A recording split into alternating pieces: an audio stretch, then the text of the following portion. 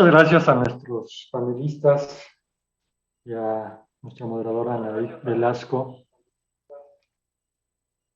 por este panel sobre justicia climática. Nos compartieron perspectivas, experiencias, herramientas sobre la justicia ambiental y la justicia climática, así como casos de referencia y alternativas para hacerla efectiva. Continuamos con el programa de este segundo foro internacional, la innovación en la justicia. Tendremos ahora el panel Redes sociales e impartición de justicia, aplicación de la ley según la indignación social. Este panel estará moderado por Patricia de Obeso, investigadora de Creatura. Además, participará Laida Negrete, investigadora y productora del documental Presunto Culpable y de la serie Duda Razonable. Anel Pineda Marín, abogada y representante del caso de justicia para Inés. Arturo Ángel, periodista de Animal Político. Y Alfredo Lecona, activista, actor y columnista en Reforma, Foro TV y el podcast El Café de la Mañana.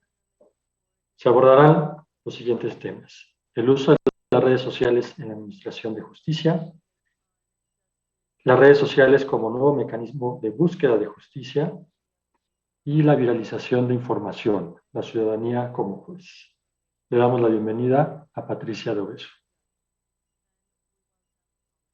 Hola, buenas tardes a todas y todas las personas que nos ven el día de hoy, que se conectaron a este espacio. Me siento muy afortunada de moderar esta conversación con cuatro personas con perfiles distintos, complementarios para este tema, pues hablando de algo sumamente relevante que está sucediendo en este momento mientras hablamos. Y relevante para la justicia o para la injusticia el día de hoy, que son las redes sociales, ¿no? Y en una hora de conversación, pues intentaremos precisamente explorar el rol que juegan hoy en día las redes sociales en la percepción de impartición de justicia o en la impartición misma de esta, ¿no? Cómo manejar tanta tensión, si se violan o no se violan derechos, si se vuelve más expedita la justicia gracias a las redes sociales o esta indignación social que se genera.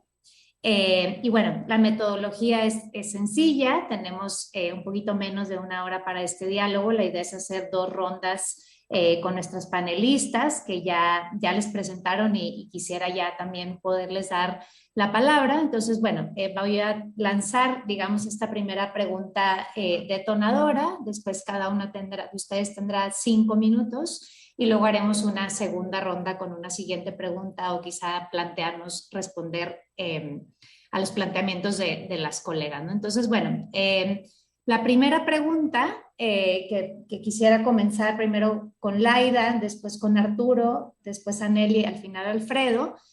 Pues la primera pregunta es si efectivamente nuestro aparato de justicia se está moviendo a partir de la percepción pública, de la viralización de casos, sí o no, y si esto viola derechos como la privacidad y la presunción de inocencia o nos acerca más a la justicia en México que tanto anhelamos, ¿no? Entonces, bueno, empezamos contigo, Laida.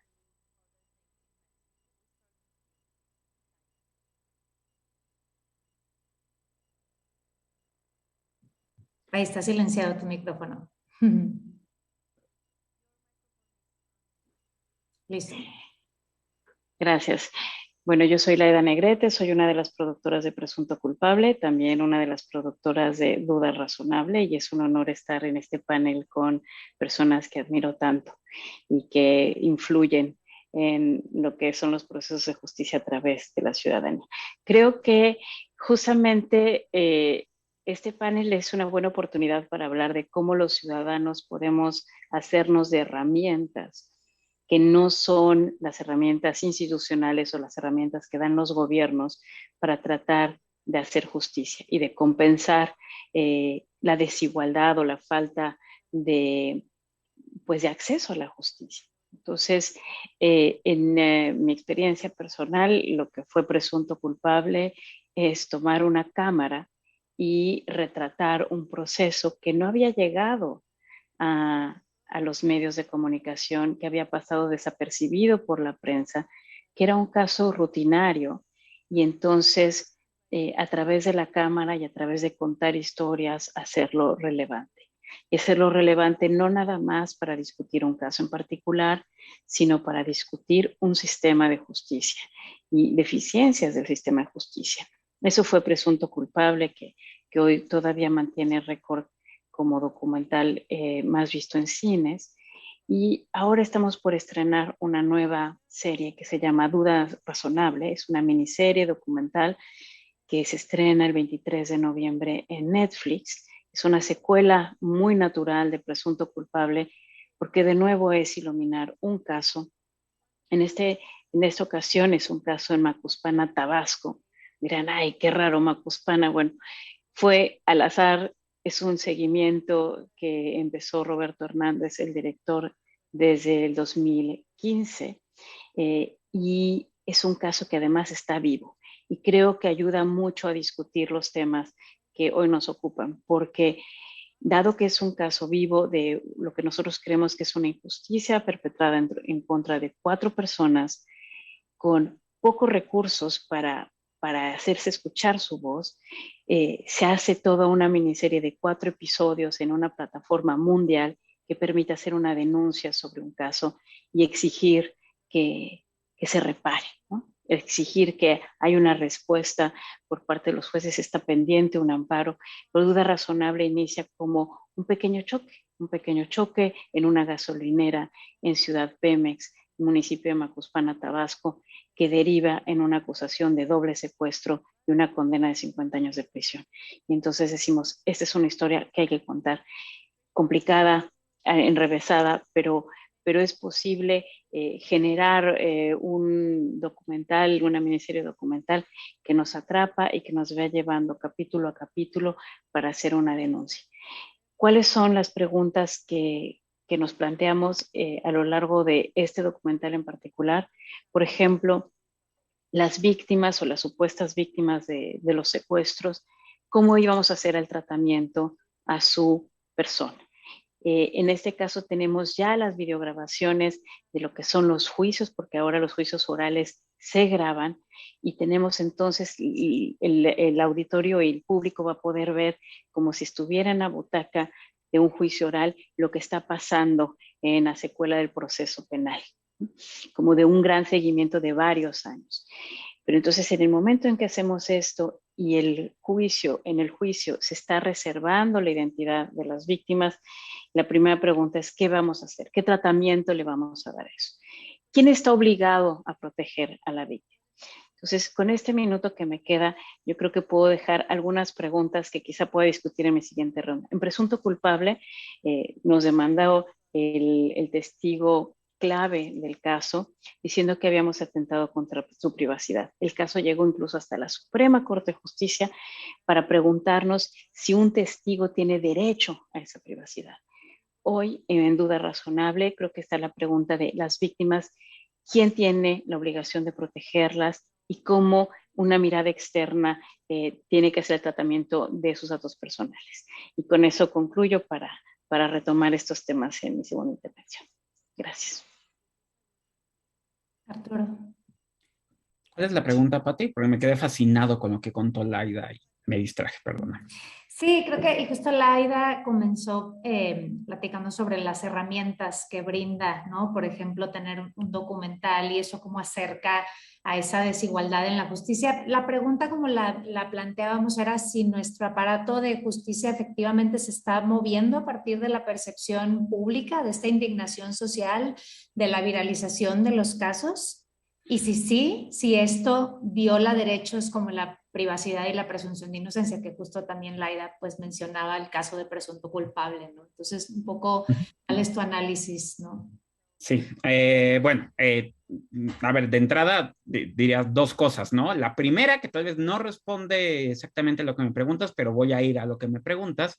Pero la primera solo agregaría que una de las ventajas que tenemos ahora, que no existía cuando estuvo presunto culpable, es que las audiencias son públicas, ¿no? Entonces, en realidad, y creo que es uno de los grandes pendientes que tenemos tanto los medios de comunicación como la sociedad en general, ¿no? Creo que no hemos aprovechado suficiente la oportunidad que tenemos de acudir a las audiencias para ver cómo funciona el sistema de justicia, para ver qué dicen los jueces, para ver cómo actúan los fiscales, para ver, no sé, que me pregunto, ¿quién ha pensado alguna vez en irse un día completito a un centro de justicia a ver cómo es la audiencia de una persona que acusada de un robo, o cómo es la audiencia de alguien que llegue por un homicidio o por ese tipo de cosas?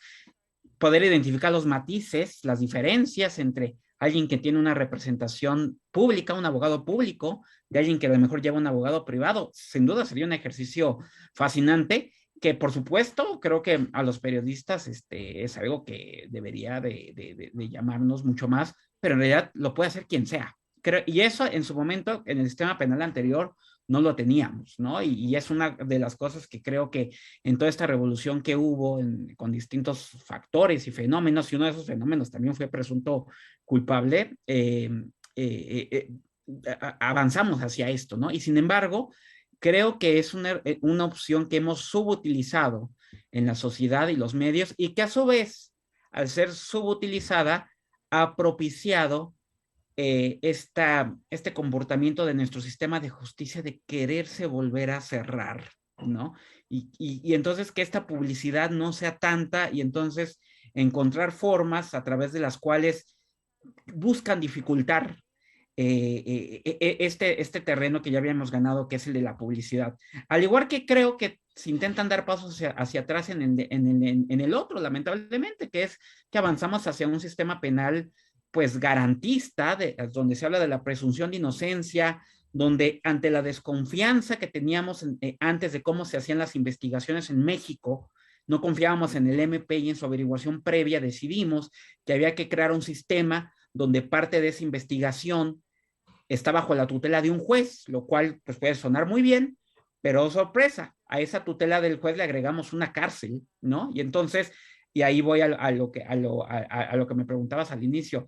Sí creo que las autoridades, en complicidad con los medios, en muchas ocasiones, ya sea los medios por nosotros por ignorancia o por falta de conocimiento, o por una actitud dolosa también de criminalización, hemos contribuido a vender una apariencia de justicia y no una justicia de fondo. Es decir, y lo hemos estudiado recientemente, bueno, lo hemos reporteado, investigado mucho en Animal Político. Me acuerdo que hace 3 años publicábamos un reportaje que se llamó Matar en México, impunidad garantizada, donde a mí no se me olvida el testimonio de un juez que criticaba lo mal hecho que estaban las investigaciones de los fiscales, ¿no? Y decía, son un desastre, casi decía, me dan vergüenza ajena cómo vienen a los juzgados y exponen pruebas, pero al final este juez dejaba preso a las personas, ¿no? Y dejaba preso a los presuntos culpables, y yo le decía, ¿por qué? Me decía, pues es que tú crees que yo voy a ser el juez que liberó al homicida, al presunto homicida, porque a los ojos de la sociedad yo voy a ser el que liberó al homicida, y eso es porque el presunto culpable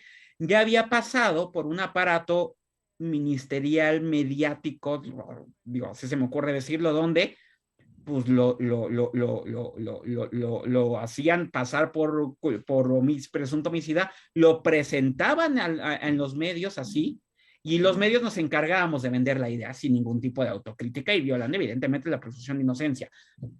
Yo pensé que eso había quedado atrás, avanzamos hacia un nuevo sistema penal, pero me encuentro con lo mismo, que ahora tal vez no vendemos la foto de la presentación del presunto delincuente, pero vendemos, y lo hace la autoridad también, la vinculación a proceso o la prisión preventiva como un sinónimo de justicia, y eso se está vendiendo desde Palacio Nacional, pero lo estamos replicando también muchos medios, y eso nace porque la sociedad así lo cree, honestamente, y porque la gente en efecto cree que si no estás en la cárcel, no estás pagando por un delito. Entonces creo que hemos construido una imagen de justicia como castigo, y esto ha propiciado este tipo de situaciones. Es lo que diría de inicio.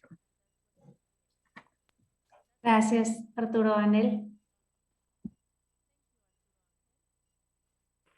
Hola, pues buenas tardes. Es un placer estar con todas y todos ustedes. Muchas gracias por la invitación a México Evalúa.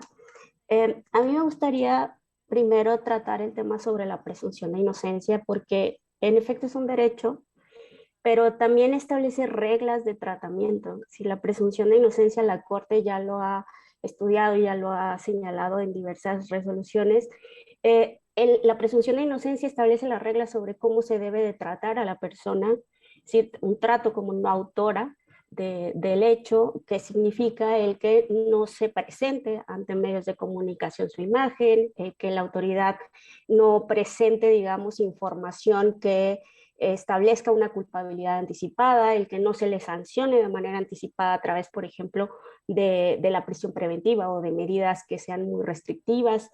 Y también establece reglas sobre cómo se debe de valorar la prueba, cuál es la prueba que realmente puede determinar la responsabilidad.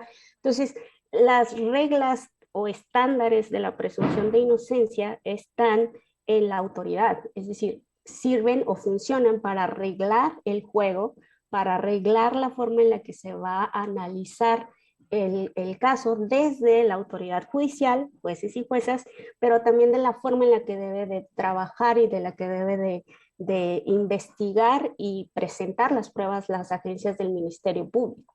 Entonces, ahí es en donde están las reglas de la presunción de inocencia. A mí me gusta pensar las redes sociales como un gran estadio donde hay un montonal de gente con diferentes edades, diferentes criterios, diferentes religiones, pero en un estadio donde no cabemos todas las personas, porque hay gente que se queda fuera de ese estadio, ¿no? De esas redes sociales. Decía la última encuesta de Branch, me parece que decía que más o menos 100 millones de perfiles de redes sociales están activos en México actualmente. Entonces, supongamos que hay 100 millones de personas, pero no somos 100 millones, somos 129 millones, si no me equivoco, algo así. Entonces, hay personas que se están quedando fuera y dentro de esas redes sociales hay quienes tienen mayor alcance y quienes tienen menor alcance. Habrá personas dentro de ese gran estadio que pueden comunicar algo y hacérselo saber solo a las personas que están al lado. Habrá quienes tengan la capacidad de llegar a la mitad del estadio y habrá quien tenga la capacidad de llegar incluso a estas pantallas que proyectan a todo el estadio lo que se quiere ver. Pero eso no cambia las reglas del juego que se esté jugando abajo. Piensen en el deporte que quieran, pero en la cancha, abajo, las reglas siguen siendo las mismas y no cambian en función, o no deberían cambiar, en función de todo el ruido que hay alrededor y de qué tanto la gente puede comunicar o no. El tema es que sí está influyendo.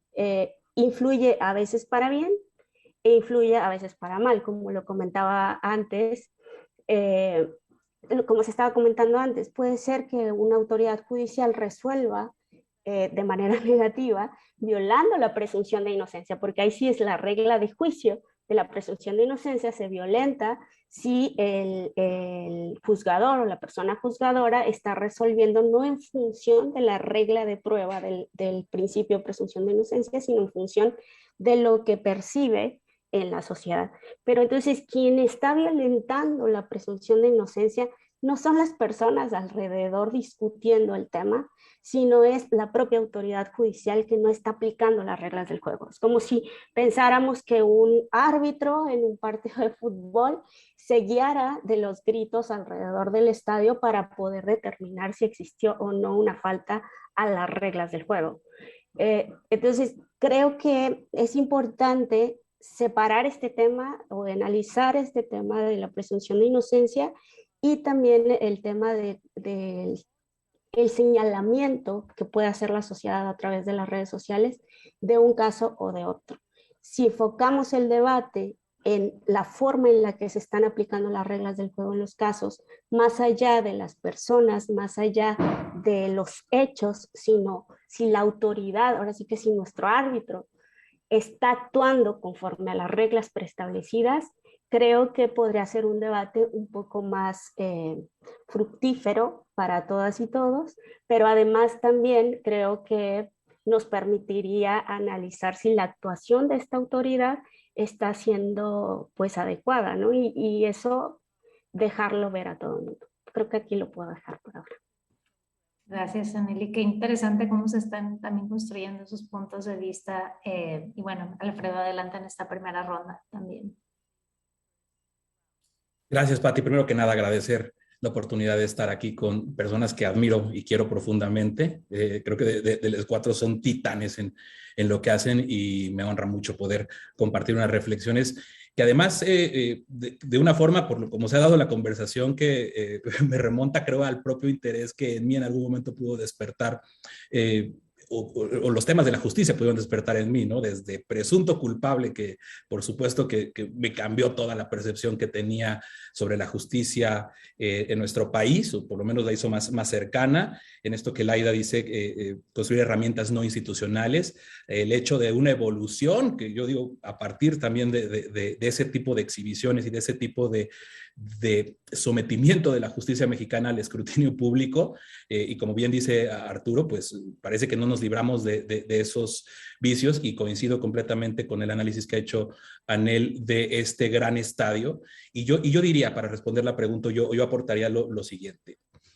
Pienso en presunto culpable y pienso en la cantidad de evidencia y de cosas que se podían ver ahí de una injusticia que fueron bien documentados por, en este caso, un grupo de personas extraordinarias como Laida, que se dieron a la tarea de hacer este documental. Y pienso en lo que vimos hace pocas semanas, y el poder que tiene una fotografía de un presunto delincuente de cuello blanco, dirían algunos, Emilio Lozoya, y una foto que toma una periodista para exhibir a ese ícono de la impunidad que se convirtió Emilio Lozoya, por razones que no se alcanzaría a abordar aquí, pero que definitivamente representaban algo para la sociedad mexicana, una molestia para la sociedad mexicana, y la capacidad que tiene para que se activen distintos mecanismos de la justicia o cambien ciertas cosas que estábamos viendo por el hecho de esa exhibición. O sea, evidentemente las redes sociales han cerrado la brecha de lo que puede comunicar en todos los sentidos, pero hablando de la justicia, irritar a una sociedad mexicana que le podemos decir, como lo ha hecho México, evalúa excelentemente bien en sus hallazgos, que la impunidad es del 95%, pero creo que no es necesario para la mayoría de las mexicanas y los mexicanos tener la cifra o el número para saber que la justicia en México no funciona, para saber que en México se cometen delitos, se quita la vida, se hace todo tipo de atrocidades porque se permite y porque se puede.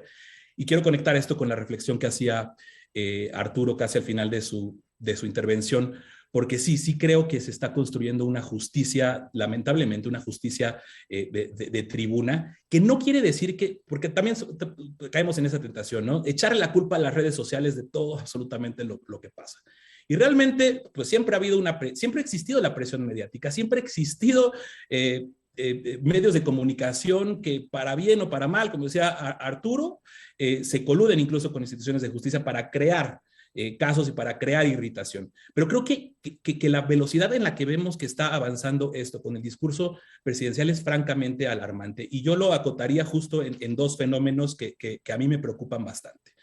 Uno, desde luego, la prisión preventiva, la caja de Pandora que se terminó de abrir con esa modificación al artículo 19 constitucional que amplió los delitos que ameritan prisión preventiva oficiosa, que nos trae a esta tristísima, dolorosa realidad que rompe algo esencial que supuestamente trae este gobierno, que es primero los pobres, como lo ha exhibido muy bien el reportaje de Intersecta con Animal Político, que creo que es obligado revisar en estos casos. Esa construcción de la prisión, del delito grave, de meter a todos a la cárcel, a todos los delincuentes, y no preguntarnos más bien si algo no cuadra cuando las cárceles están llenas y la impunidad sigue siendo del 5%. Por supuesto que es una discusión y por supuesto que es algo que se desarrolla en un ambiente como el que ofrecen las redes sociales, porque ese, como decía Anel, es el estadio, o ese es el nuevo foro público, y por eso es ahí. Y del otro, nada más para cerrar y hacer una primera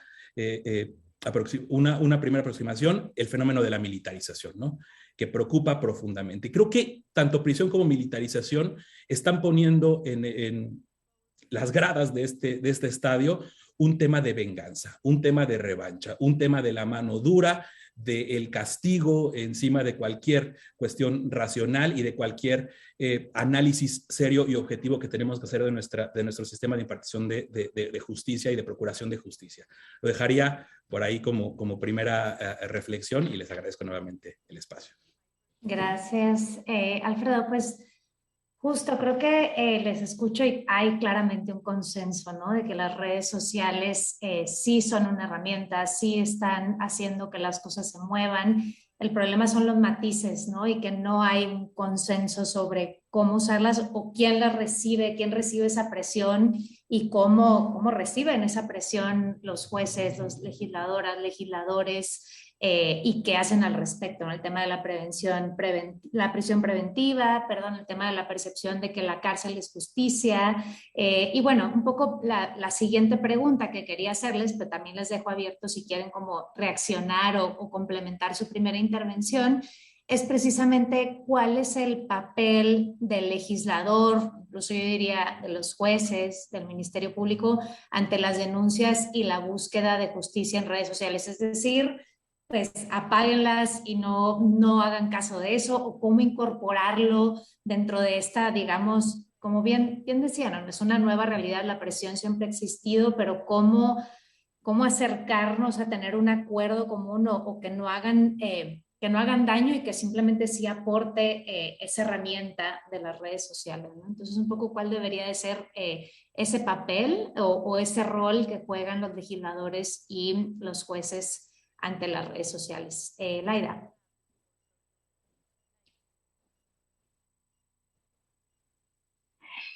Híjoles, pues es una gran pregunta. ¿Qué deben de hacer los jueces y qué deben de hacer los legisladores? Creo que cualquier espacio de debate y de discurso tiene el potencial de dañar, sin duda, de dañar y de ayudar. Yo creo más en una como autorregulación, es decir, que discutamos como lo estamos haciendo hoy, cuáles son los problemas, los límites, que tratar de establecer límites generales y de antemano. Yo no creo que esto es algo que se pueda legislar, porque lo que es interesante de estos casos es verlo a raíz de un contexto y de un caso en específico. Entonces, quiero retomar el caso de presunto culpable, porque muchos vimos presunto culpable y luego no vimos cuál fue la secuela. Y una de las secuelas fue que principalmente hubo dos demandas importantes en varios foros, pero de dos personas. Una era el testigo, que era el testigo clave, que según esto, en su visión, había Toño Zúñiga disparado un arma en contra de la víctima. Y a él nunca le pedimos su permiso para ser grabado, ¿no? Y grabamos en el juzgado y tuvimos permiso del juzgado y tuvimos permiso de la cárcel, pero a él nunca le pedimos permiso. Entonces él se fue a juicio diciendo, a mí no me pidieron permiso y yo tengo derecho a mi privacidad. Y lo que nosotros decíamos es, sí, tienes derecho a tu privacidad, pero también hay este derecho de la publicidad. Entonces, ¿qué va a ir por encima? Y los dos son derechos básicos. Entonces, argumentábamos, en este caso, tú tienes derecho a la privacidad, pero no te grabamos en tu casa, en tu baño, en tu recámara, te grabamos en un juicio penal, en un proceso penal, que además dice la Constitución que debe de ser público.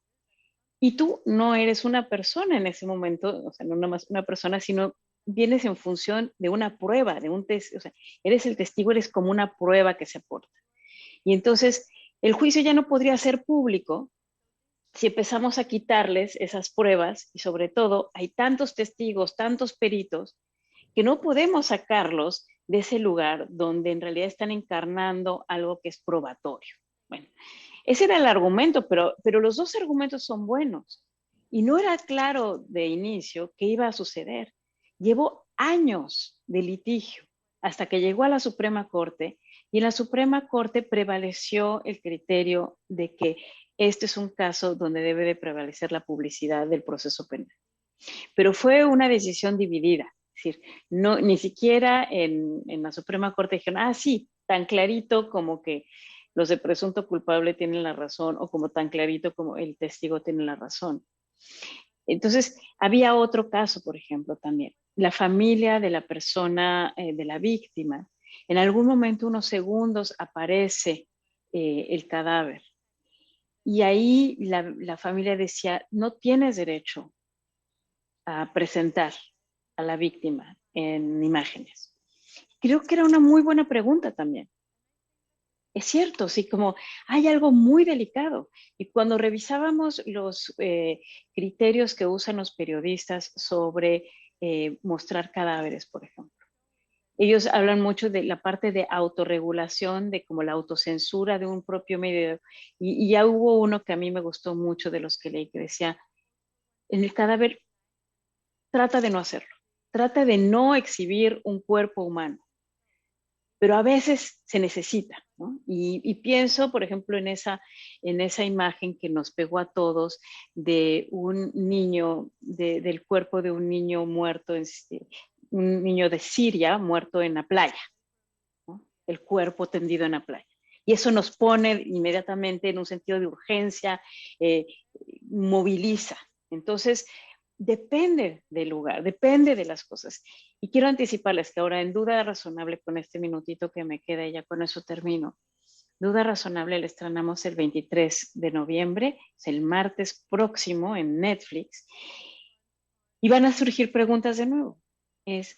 Estas videograbaciones que tenemos hoy de las audiencias públicas y orales, que es mucho haber logrado lo oral, pero muy poco en términos de la falta de investigación, la falta de calidad de los jueces en términos de apreciar las deficiencias del Ministerio Público, como ustedes lo mencionan.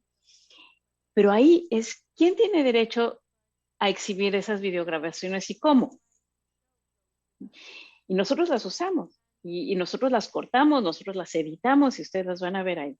Y la otra que ya les anticipé, que es esta parte de, a ver, ¿qué tratamiento les dimos a las víctimas que ya por ley tenían esta identidad reservada? Y los invito a que nos vean, a que lo debatan y a que lo cuestionen también en redes sociales para seguir esta conversación que me parece muy, muy importante. Muchas gracias, Laida. Arturo.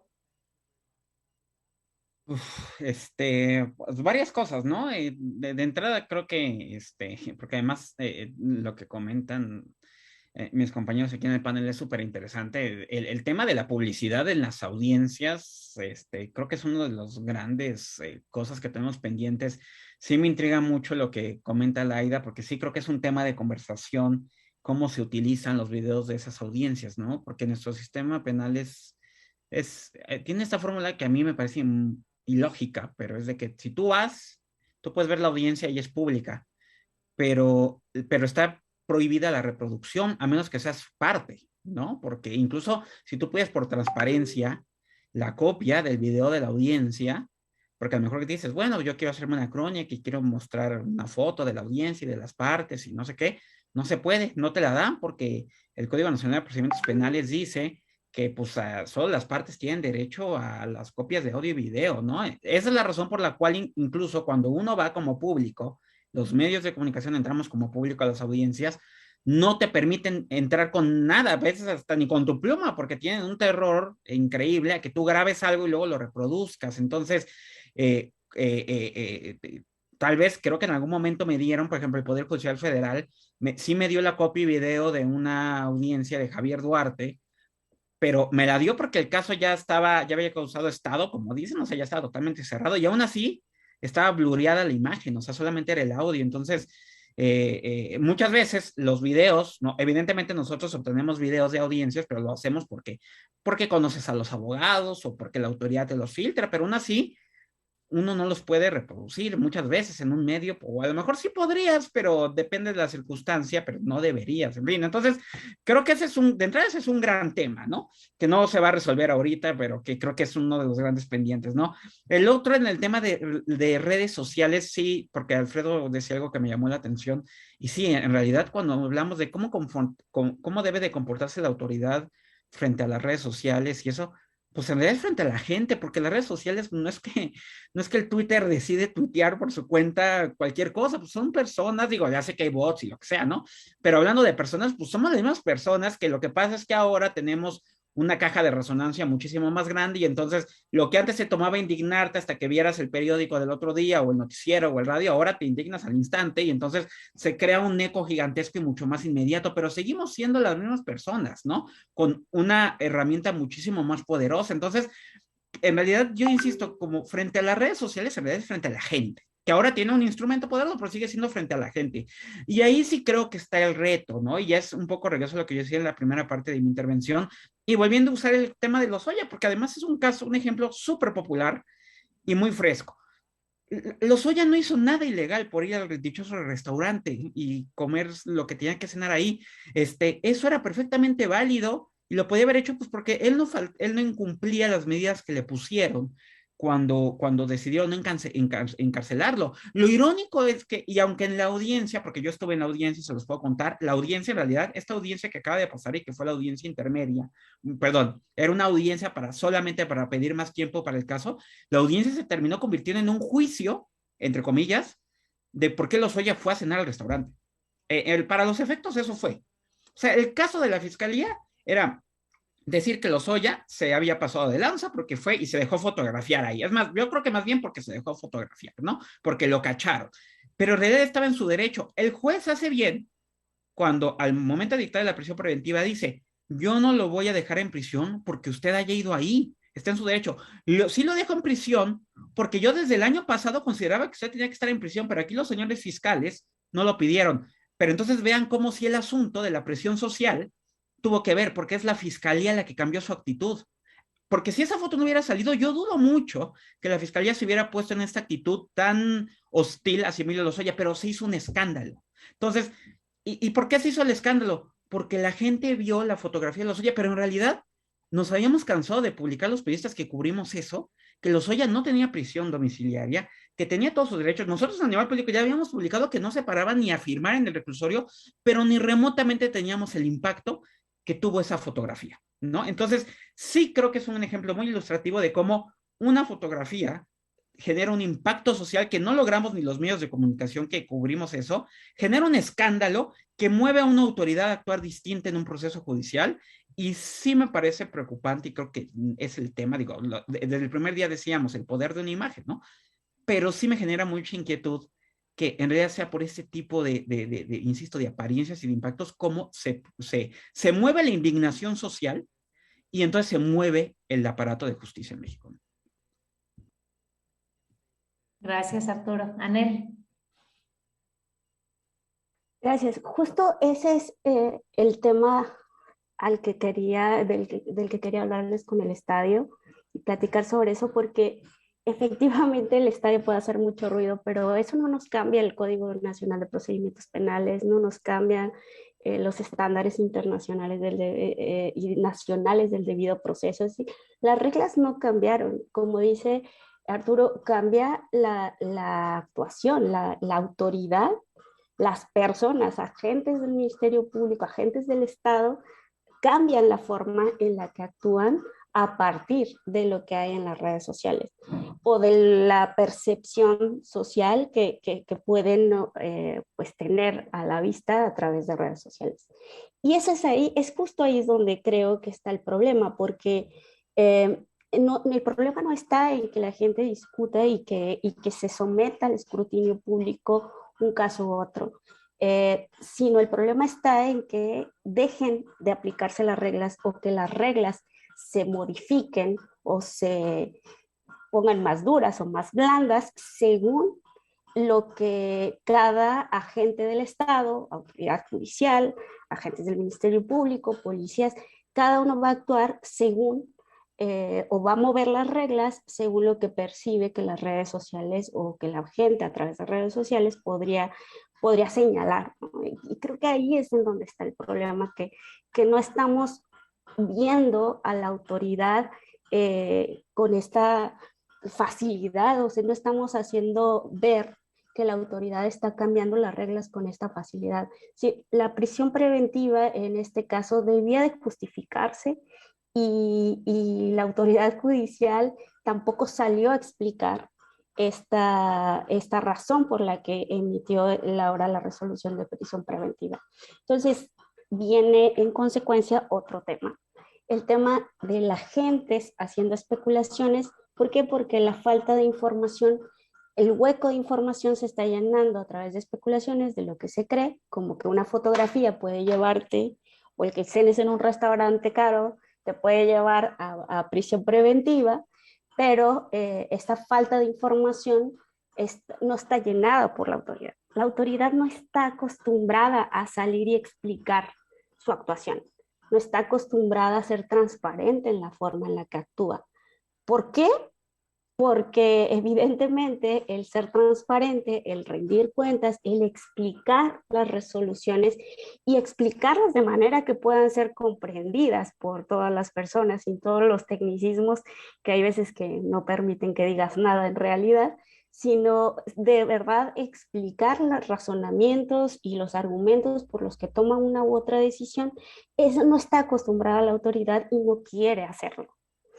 Entonces, ¿qué es lo que pasa? Bueno, que la sociedad sigue manteniendo estas especulaciones, creencias, incluso malos entendidos que la autoridad no está atendiendo. Tenemos ya una masa de problemas porque esto nos lleva a juicios mediáticos y a juicios desde la gente sobre las personas y no sobre las reglas y la forma en la que la autoridad está aplicando las reglas. En el caso de Liliana y de Inés, creo que las organizaciones que estuvimos acompañando este caso, lo que nos interesaba en todo momento era asegurarnos de poner a la vista cuáles eran las reglas que no se estaban cumpliendo en esa investigación. Cuáles son las fallas de la agencia del Ministerio Público que eran visibles en el momento en el que estaba presentándose en las audiencias o presentando sus argumentos. Poner el foco y ser muy precisas, poner el foco en que lo que hay que discutir es precisamente cómo está aplicando la regla la autoridad, en qué casos la está aplicando de manera más blanda porque se trata de una persona con mayor impacto social o famosa o lo que sea, y cuando lo está aplicando de manera dura precisamente para castigar la fama de esa persona. Es decir, aquí el tema siempre creo yo que está en cuestionar a la autoridad y su actuación y el que las reglas ahí están. Entonces, para mí, desde mi punto de vista, el legislador, las personas, las legislaturas, creo que no tienen un punto de actuación en este caso porque las reglas están. El tema es que hay agentes del Estado que las están aplicando pues según la percepción pública. Gracias, Anel. Alfredo. Ahí está en silencio tu micrófono. Es un clásico, si no pasa esto en un foro, no hubo foro. Yo contestando a tu pregunta, Pati, ¿qué no tienen que hacer o qué tienen que hacer los legisladores? Déjame decir qué no tienen que hacer. Deben de dejar de proponer tonterías. Lo digo de esa forma porque yo ya perdí la cuenta de cuántas iniciativas anti-memes, anti-no sé qué, de ciberseguridad, han tratado de avanzar en el Congreso con el pretexto de las redes sociales, ¿no? Vuelvo al punto de lo que mencionaba en mi primera intervención. Es muy fácil escoger un villano y echarle la responsabilidad a las redes sociales de algo que, como hemos coincidido acá, son solo el reflejo de nuestra sociedad.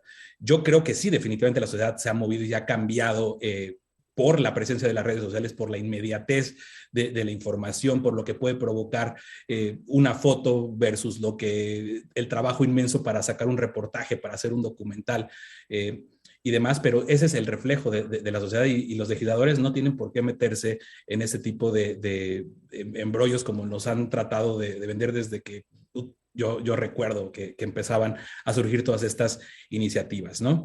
¿Qué deben de hacer los juzgadores y qué deben de hacer las personas impartidoras de justicia? Ser claros, porque hablar español, ¿no? Porque el abogañol yo creo que ya llegó a un punto en que es precisamente incompatible con un ambiente como el de las redes sociales. Y digo, es algo lógico, es algo que va a tomar su tiempo. Venimos de siglos de justicia de papel, de siglos de esos laberintos de tinta, de máquinas de escribir, de archivos, Y las redes sociales son exactamente lo contrario a eso. O sea, si lo vemos como una estampa, no sé si han visto el mural de la Suprema Corte de Justicia, que es súper icónico de Rafael Cauduro, que está la justicia literalmente derrotada, violada, sometida a archiveros, y las redes sociales son exactamente lo contrario, son dinamismo, son la oportunidad para acceder a hacer una denuncia, algo tan sencillo como hacer una denuncia, y esa denuncia muchas veces puede ser una bola de nieve de cosas que esa percepción de justicia, de castigo, incluso social y moral, el presidente lo dice mucho más, tenemos un presidente que ha dicho que más allá de la sentencia para los implicados en el caso Odebrecht, lo que le importa es que se sepan las cosas. A eso iba yo al principio cuando hablaba de una justicia de tribuna, ¿no? Lo que diga la gente, lo que le despierta a la gente la pasión para hablar 1 o 2 días del tema, es para muchos una percepción de que se hizo justicia o no a raíz de una denuncia. Y a veces hay temas ahí profundos, como por supuesto los de prisión preventiva oficiosa con el caso de Lozoya, pero ¿qué tal? Un caso que nació prácticamente en redes sociales y que tiene implicaciones que ojalá hubiéramos debatido más, ¿no? Como el caso de la youtuber Justop, ¿no?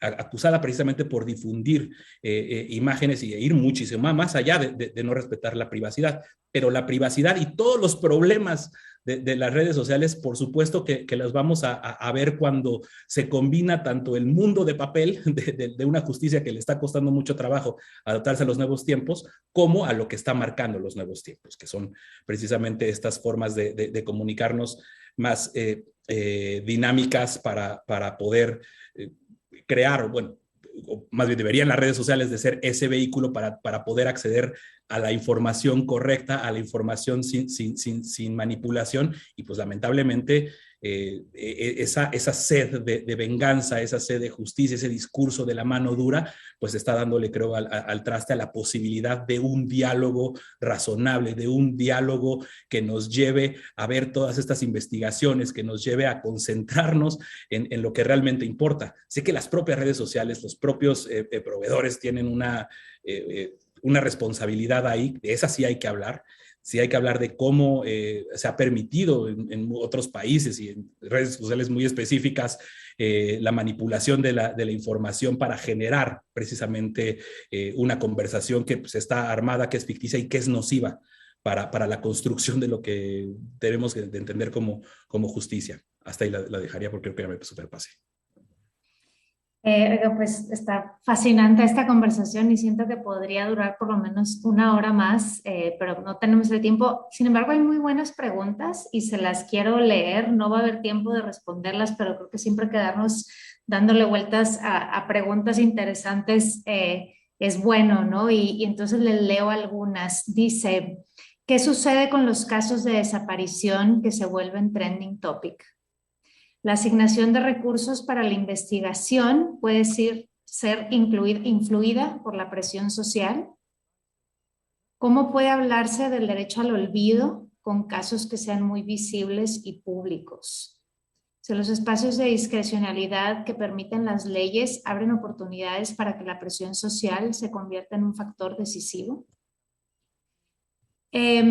Pues igual alguien si puede tomarse 1 o 2 minutos para responder alguna. O sea, creo que en general ustedes coinciden, ¿no? O sea, coinciden en que es una herramienta, en que debe autorregularse. Sin embargo, también coinciden en que influye, ¿verdad? Y entonces esa parte, aunque Alfredo, tú hablaste un poco como que no deberían de hacer los legisladores y que no deberían de hacer los jueces, la realidad es que sí hay una influencia, ¿no? Y sí hay también un poco, como decía Anel, pues ese estadio, ¿verdad? Que algunas veces es limitado, ¿no? Es como quien tiene acceso al micrófono a gritar más fuerte a que le escuchen.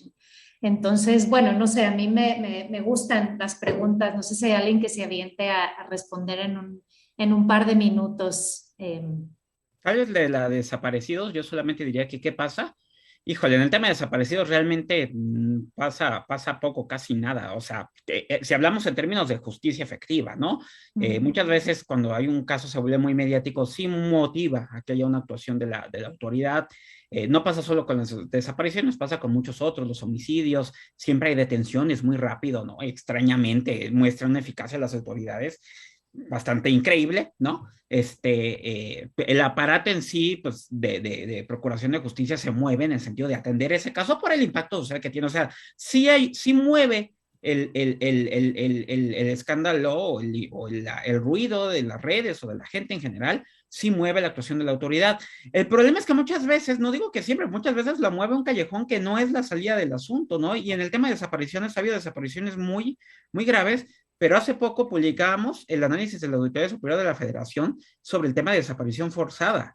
La Fiscalía General de la República en 2020 trabajó más de 1,600 carpetas de investigación, no resolvió ni una. O sea, ni un caso llegó a un juicio, no hay nadie condenado. Y en la mayoría de los casos, en algunos pocos se encontraron muertas a las personas, ¿no? Pero luego, como tampoco se ha construido el andamiaje para identificarlas, el colmo es que además no se logran identificar o no aparecen, y por eso, pues la cifra extraordinaria de personas desaparecidas que tenemos ahora, ¿no? Entonces, lamentablemente, sí provoca cierto movimiento con un caso, hace mucho ruido, pero muchas veces, de todas formas, el asunto se queda en pues, déjenme decirlo muy coloquialmente, taparle el ojo al macho y no se llega a gran cosa, o muchas veces se trata a través de la vía de la reparación del daño, entre comillas, como el ejército lo hace, porque también publicamos eso, a billetazos, ¿no? Con acuerdos confidenciales, tratan de obtener el silencio de las víctimas y que ahí muere el asunto. Alfredo. Sí, yo coincido con Arturo. A ver, con el problema precisamente, no, decir problema es muy poco. La crisis, la tragedia humanitaria que vive este país con más de 100,000 personas desaparecidas, reconocidas oficialmente, ahí es donde la cara de las redes sociales, la cara buena de las redes sociales se llega a ver, ¿no? Yo sí conozco no uno, ni dos, ni tres, bastantes casos de cómo se ha llegado a encontrar con vida o sin vida a personas a raíz de las fichas que se llegan a hacer, de lo que empieza a circular en redes sociales, pero son 100,000.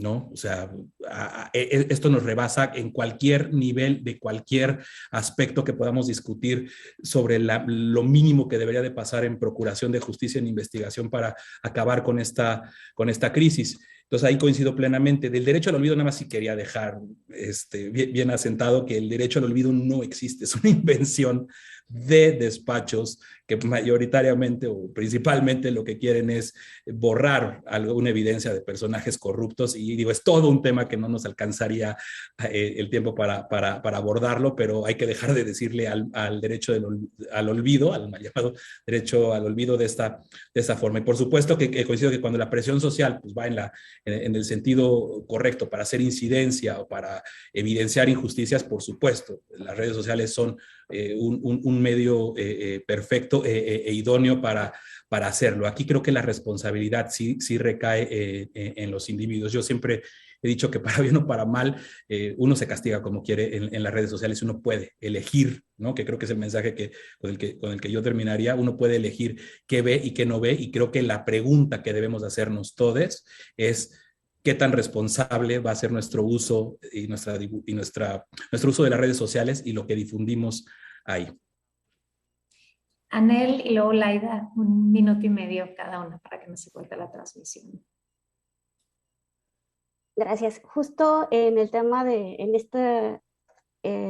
estos tiempos de cancelación y de la cultura de cancelación y demás, alguien decía, tienes que asegurarte de comportarte como un ser humano decente en todo momento, porque no sabes en qué momento te van a grabar y vas a resultar cancelado o cancelado en redes sociales. Yo pensaría que creo que todas las autoridades, agentes del Ministerio Público, policías, jueces, juezas, en todo momento creo que deberían de comportarse como buenos jueces, buenas juezas, buenas autoridades, cumpliendo las reglas, porque en todo momento todos los casos tienen el potencial de llegar a ser observados y de llegar al ojo público y ser cuestionadas. Entonces, ojalá y lleguemos a ese punto en que las autoridades también estén bien preocupadas por su imagen y pues cumple con las reglas. Ese es el punto, es solo sigan las reglas ya establecidas y no solo en casos en los que es una youtuber reconocida la involucrada y no solo en los casos en los que es un actor en un accidente automovilístico. No, las reglas están para todas y todos. Laida.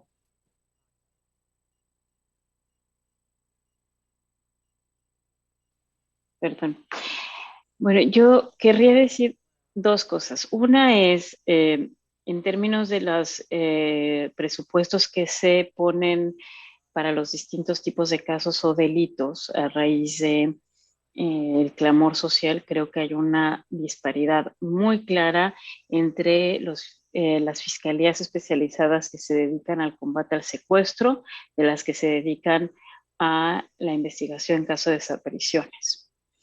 Y es muy lamentable ver que hay un tema de clase, hay un tema de falta de acceso que está muy marcado y todo tiene que ver con cómo hay una percepción social de que todos podríamos ser víctimas de un secuestro, pero no todos nos sentimos que podríamos ser víctimas de una desaparición forzada. Y entonces creo que ahí es muy claro que no estamos haciendo un favor cuando no iluminamos lo suficiente tanto la gravedad como esta mala respuesta institucional desigual y inequitativa, ¿no? La otra cosa que quisiera decir, ya más bien casi como una arenga o como una idea para que sigamos, es que tenemos que proteger la parte de la presunción de inocencia de la siguiente forma. Estamos nosotros hechos para ir por la sangre, por la sanción, o sea, es natural, es como psicológicamente estamos hechos así. Entonces, es mucho más común ver una viralización de cuando dicen es culpable y todo el mundo quiere castigar y sancionar a alguien a salir a decir es inocente, ¿no? El nivel de energía es muy, muy diferente.